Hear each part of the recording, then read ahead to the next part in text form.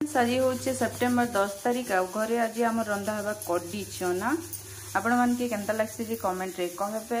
इटा मसला रेडी करूछे इने भात आ दाल बसीछे कड्डी ही सारला पर आपण मान के देखोछे केनता करे मुई रांधली जे सरसो बेसर मसला एबे रेडी हो जाना। मसला रेडी हो गला पर इथिरे कड्डी पकई देबी। आपण माने भी एंता कर रांधसन के कमेंट रे कहबे।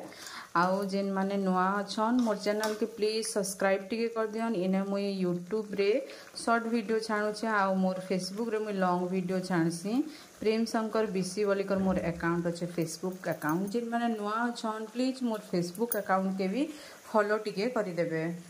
इटा देखन फ्रेंड्स हमर कड्डी तरकारी हो गला ना नाचना और कड्डी के तरकारी कर बहुत बढ़िया लगसी। और मोर हस्बैंड रो फेवरेट तरकारी इटा कहा कहा के भल लगसी कमेंट रे कहबे। ललितार 12 मासी बासी खिया से सबुदिन एखा बासी खासी एबे बासी खोचे।